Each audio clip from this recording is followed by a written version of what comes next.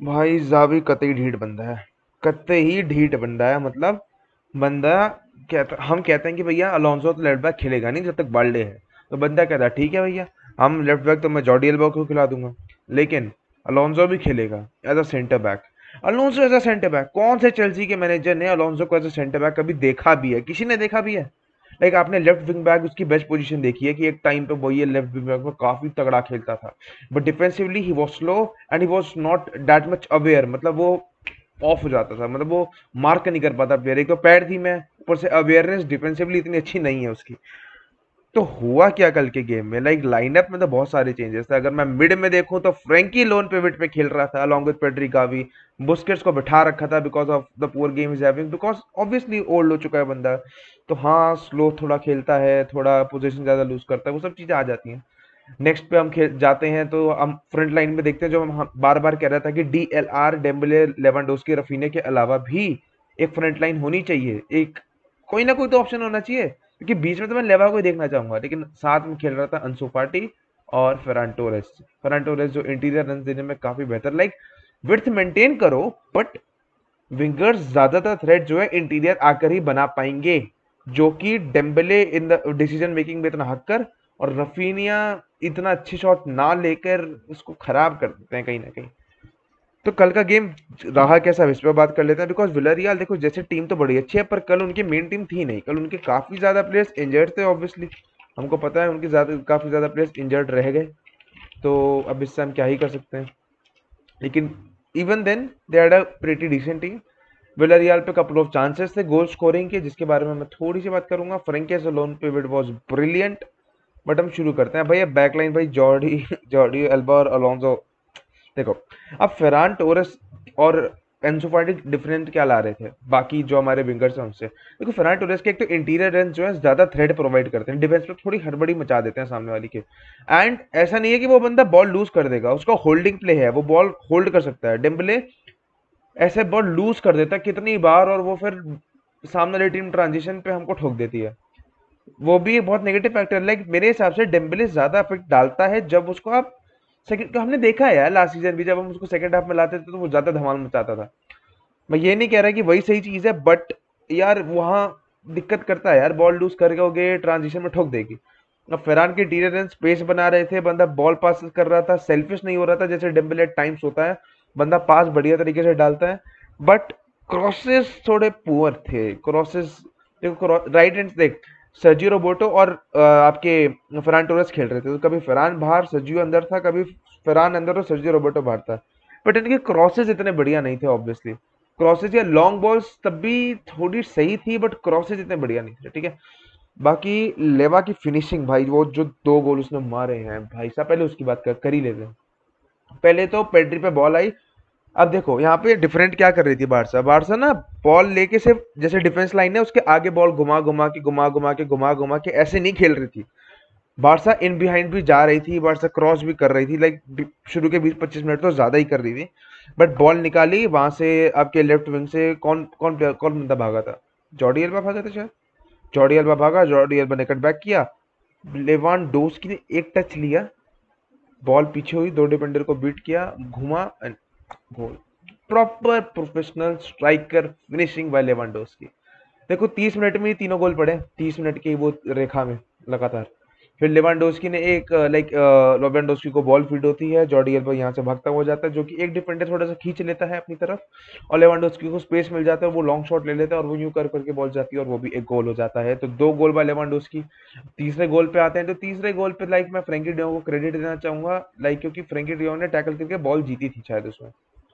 तो फिर वो बॉल जैसे जैसे गावी ने टोरस को डाली, टोरस ने फिर वापस डाली अंसु फाटी को। अंसु फाटी ने पहले टच में मिस किया, बहुत ही पोर था वो, बट किस्मत अच्छी थी कि पोल लग के वो आई और अंसु फाटी ने बैक फ्लिप करके वो अंदर मार दिया। तो यस, बार्सिलोना बहुत 3-0 अप।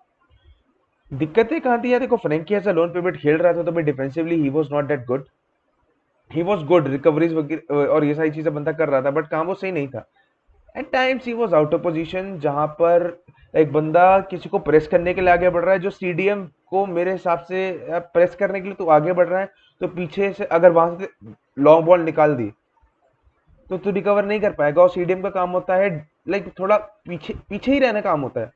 अगर सीडीएम आगे भी बढ़ रहा है, अगर फ्रैंकी आगे भी बढ़ रहा है तो जब उसपे बॉल होगी वो तब आगे बढ़ेगा ना। लाइक उसको प्रेस नहीं करना चाहिए, जो बाकी प्लेयर्स है उनको प्रेस करना चाहिए, क्योंकि वो एक तरीके से डिफेंसिव थ्रेट ज्यादा बना देगा हमारे लिए।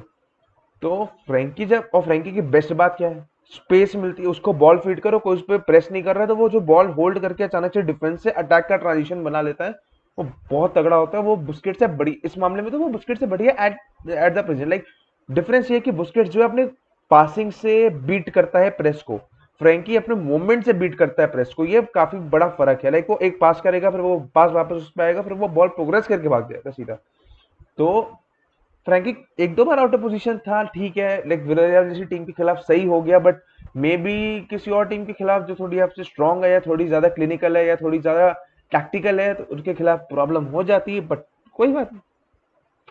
विलेरियल की लॉन्ग बॉल्स हमारे लिए काफी प्रॉब्लम डाल रही थी शुरू शुरू के मिनट्स में। वो तो पहला शायद जॉर्डी अल्बा ने पीछे आके थोड़ा सा सेव कर लिया, वरना जैक्सन ने वो बॉल निकाल ही दी थी। एंड बहुत ज्यादा प्रॉब्लम हो रही थी। बार्सिलोना बेसिकली डायरेक्ट खेल रही थी फुटबॉल थोड़ा, और बॉल कम लूज कर रही थी, जिससे बहुत ज्यादा फर्क पड़ जाता है। हाँ, अब फर्स्ट आपकी, यार देखो, टोरेस के क्रॉसेस थोड़े बेकार थे। एंड मैंने एक चीज फ्रंट लाइन में नोटिस की कि अंसु फाटी और लेवा जब ये दोनों खेल रहे थे, तो कभी लेवा अंसु फाटी की जगह आ रहा था, कभी अंसु फाटी लेवा की जगह आ रहा था, और लेवा जो है इन द बॉक्स क्रॉस डाल रहा था, जो कि अच्छे जा रहे थे। लाइक लेवा जब बॉल डालता है ना, तो उसकी एक्यूरेसी होती है कहीं हद तक, मतलब हमारे बाकी प्लेयर से ज्यादा सही एक्यूरेसी मुझे लगती है। बट ऑब्वियसली वो बीच में इंटरसेप्ट हो जाते हैं, ब्लॉक हो जाते हैं, एयर डूल दूसरी टीम जीत जाती है, पर वो बंदा डालता बढ़िया है बॉल अंदर को। ठीक है, तो ये चीज काफी बढ़िया थी। अब मैं थोड़ी इंस्टेंसेस की बात करूंगा, फर्स्ट हाफ की करूंगा, क्योंकि सेकंड हाफ में the game was pretty much done and dusted. Barça बड़े आराम से खेल रही थी। लाइक पहले 9th मिनट पे पेड्री ने बॉल डाली अंशु अंशु के लिए।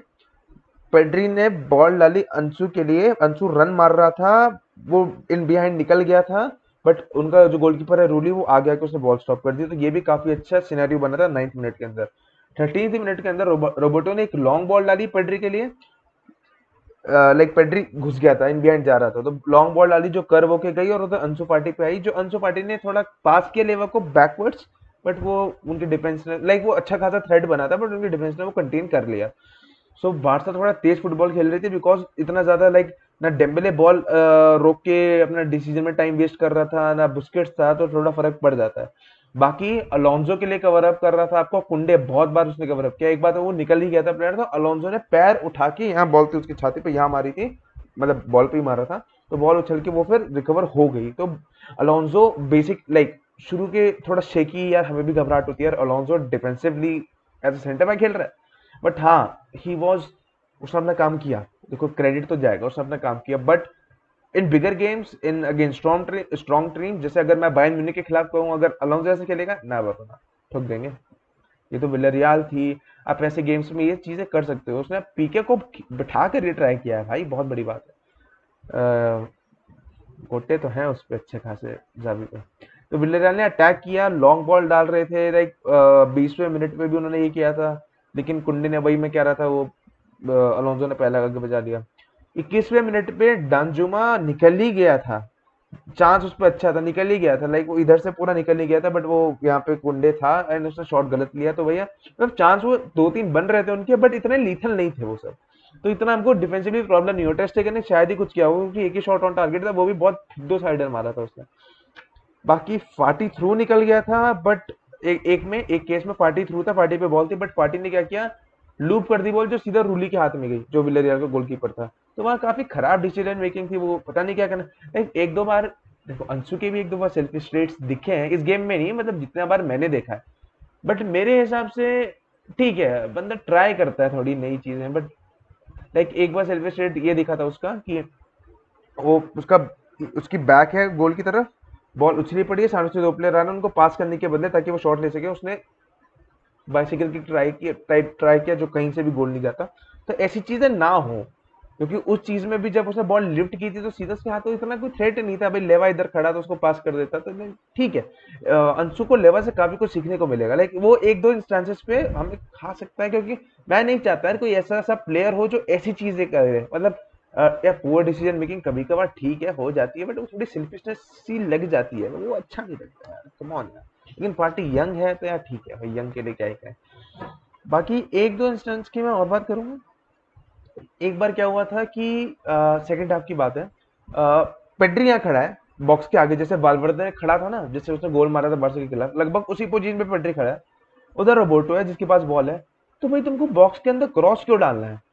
तुम पेड्री को पास करो ताकि पेड्री एक शॉट ले पाए, क्योंकि कोई उसको प्रेस नहीं कर रहा है, सारे प्लेयर्स वहां है, स्पेस है, बंदा आराम से शॉट ले सकता है।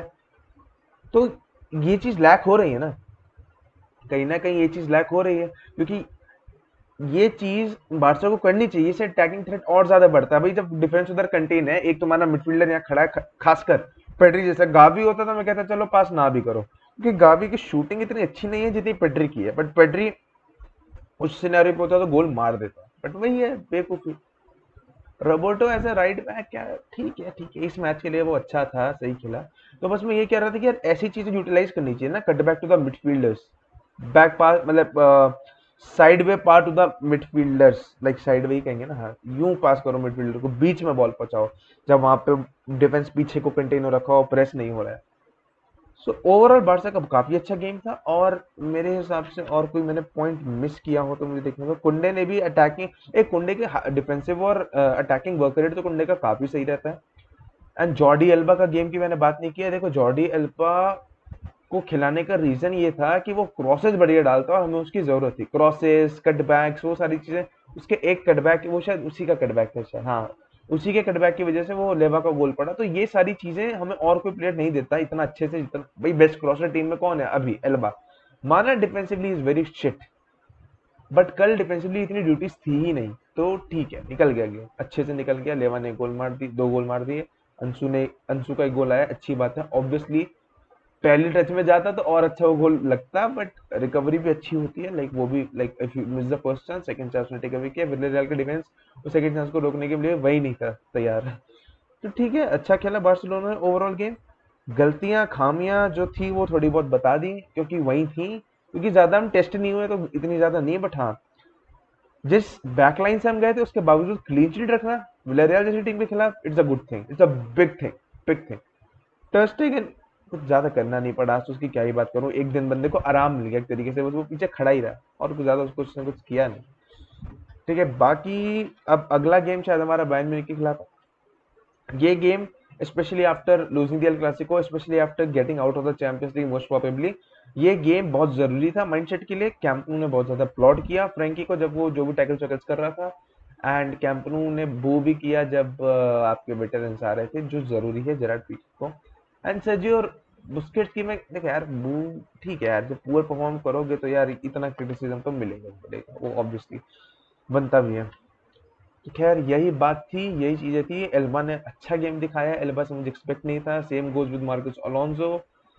Pedri as a lone pivot भैया थोड़े गोटे मुंह में रखता है, बट ऑब्वियसली रिकवरीज बंदे ने अच्छी की, चीजें बंदे ने अच्छी की, बस हाँ, बंदा प्रेस करने के लिए आगे ना बढ़े कि लॉन्ग बॉल से वो कट जाए और फिर गोल खा जाए हम। ठीक है, फरहान जो है होल्ड कर रहा था, बॉल लूज नहीं कर रहा था, जो मैंने बार बार कहा कि वो बॉल लूज वहां डेम्बले करता है और ट्रांजिशन में हम गोल खाते हैं, वो बहुत दर्द देता है, क्योंकि तुमने गोल खा लिया मारने के बदले। तो वो चीजें नहीं हो रही थी। और अंशु पार्टी भी इतनी आसानी से बॉल लूज नहीं कर रहा था मेरे हिसाब से, तो ठीक। और डेम्बे और लेवेंडोस्की उससे वो भी स्विच कर लेता है, ताकि रफीना डेम्बले बाद में। And you can see in the first half Barcelona के 10 शॉट थे, 4 ऑन टारगेट थे। ठीक है, and by the end of the game 16 shots and 5 on target. तो इतना कोई लास्ट में बार्सा को इतना कुछ करना नहीं पड़ा। फर्स्ट हाफ में जो अटैकिंग थ्रेट्स थे, बीच से 6 बने थे, साइड एल्बा के फ्लैंक से 6 बने थे, और यहाँ टोरस के फ्लैंक से 10 बने थे। तो यहाँ से ज्यादा बन रहे थे, बट स्टिल गोल हमारे यहाँ से एक गोल आया था, जहां से 10 बने वहां से एक गोल आया। एक गोल वहां से जहाँ एल्बा की साइड से 6 बने वहां से एक गोल आया। और एक गोल ऑब्वियसली, और तीसरा गोल सेंटर थी और उसके बीच से ही आया, तो ये काफी अच्छा था मेरे हिसाब से। एंड इन इन सब में से लाइक फ्रेंकी ने एक बार इंटरसेप्ट करके बॉल जीती थी, तो गोल हमें मिल गया था। तो ये सारी चीजें हैं। लाइक फ्रेंकी ने अब उस बंदे को इंटरसेप्ट इसलिए किया क्योंकि वो प्रेस कर रहा था, बट जब वो खुल रहा था तो दिक्कत थी, है ना। तो ठीक है, अच्छा खेली, बट लॉन्ग, हाँ, जब लॉन्ग बॉल जल रही थी तो थ्रेट था, क्योंकि भैया अलोन स्लो थे पीछे। बट कैसे ना तैसे करके हमने कंटेन कर लिया विलरियल के अटैक को, इतना कुछ थ्रेट था नहीं। एंड अच्छा खेले हम। अब देखते हैं नेक्स्ट गेम में क्या होता है। Vital 3 points, very good performance from the Barcelona side. मैं लेवेंडोस्की की हैट्रिक एक्सपेक्ट कर रहा था, बट ठीक है, ठीक है, अगली बार ले आएगा। सो विस्कल Barça, विस्कल Catalunya. See you next time.